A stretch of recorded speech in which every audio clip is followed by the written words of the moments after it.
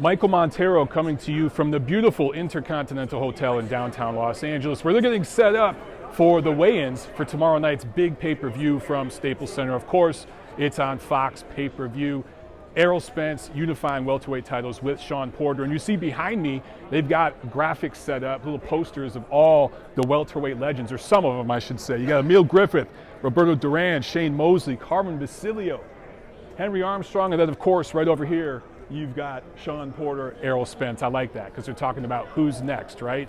Obviously, they're trying to build up Errol Spence as the next big thing. We shall see what happens. He's going to face his toughest test as a professional to date against Shawn Porter tomorrow night. And then, of course, on the undercard, you got David Benavidez fighting for the super middleweight title. He never lost in the ring. He lost it because of some things that happened outside the ring against Anthony Dirrell of Michigan. You got Mario Barrios fighting his biggest test to date as a professional as well, and for a vacant WBA 140-pound title. And then the fight that I think is probably going to steal the show, a Southern California showdown between Mexican-Americans Josesito Lopez and John Molina. It's going to be a lot of fun. Let's see how the fighters look.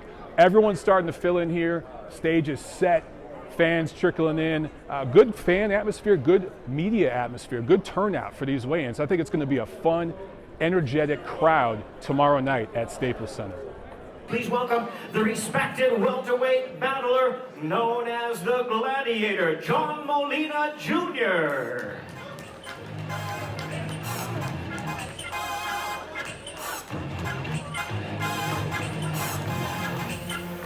146.2 or 146 and a quarter pounds, 146 and a quarter for John Molina Jr. And his opponent to the scale at this time, 19 knockouts in his 36 victories, the popular welterweight contender, the Riverside Rocky, Josesito Lopez.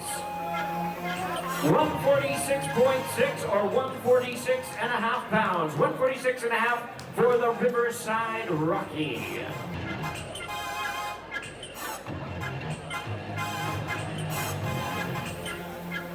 And there they are, ladies and gentlemen. 10 rounds of boxing opens up our pay-per-view night of action. The Riverside Rocky versus the Gladiator. 10 rounds, welterweight special attraction.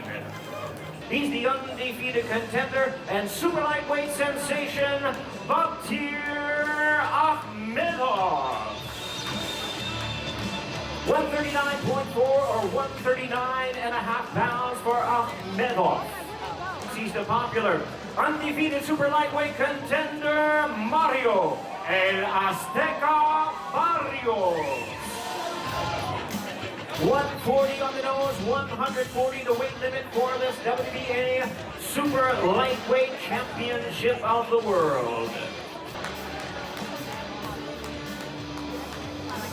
There they are, ladies and gentlemen. It's for the vacant world title, Mario El Azteca Barrios versus Batyr Akhmedov. 12 rounds of boxing for the vacant WBA Super Lightweight Championship of the world. The challenger and former world champion from Phoenix, Arizona, El Bandera Roja, David Benavidez.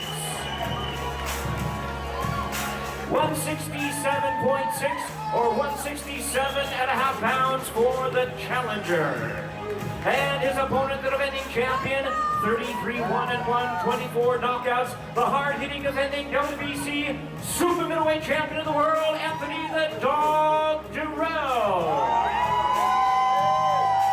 167.6 or 167 and a half pounds for the defending champion.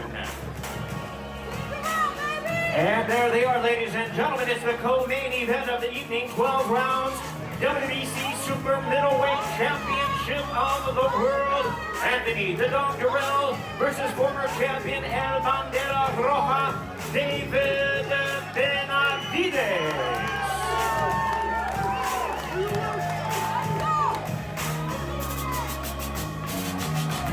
In his 7th world title appearance, here is the WBC Welterweight Champion of the World, Showtime, Shawn Porter.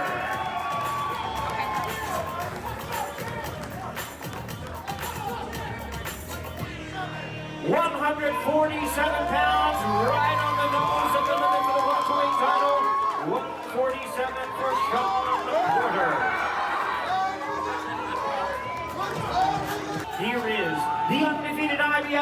welterweight champion of the world, the Truth, Errol Spence Jr. Errol Spence Jr. weighs in the same as his opponent at the limit of 147 pounds.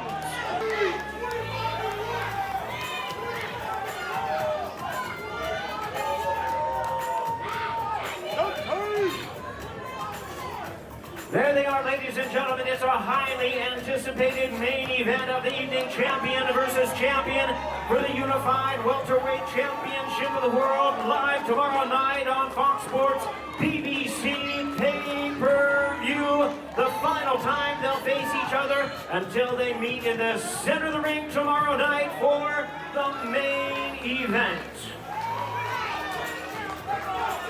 Okay, so everything went off without a hitch. Both main event fighters came in right at 147. You know, I gotta say, it's not even noon Pacific time. This is the earliest weigh-in for a big event like this that I can remember being to since Gennady Golovkin fought Daniel Jacobs in New York. That goes back a few years, right? That was the weekend of the St. Patrick's Day parade, so they kind of had to do it early before all the festivities began there in New York. Not really quite sure why they did this weigh-in so early. It started at 11 a.m. here in Los Angeles, and I gotta think that this early weigh-in time helps Errol Spence Jr. because he gets really 36 hours, maybe slightly over 36 hours to swell up, to rehydrate. And there's no rehydration clause or anything like that for this fight. Remember, Errol Spence holds the IBF title, but because it's a unification fight, that rehydration rule is not in effect. So he can swell up as much as he wants. Clearly, I think this benefits him. It helps him deal with the physical style that Shawn Porter brings into the ring.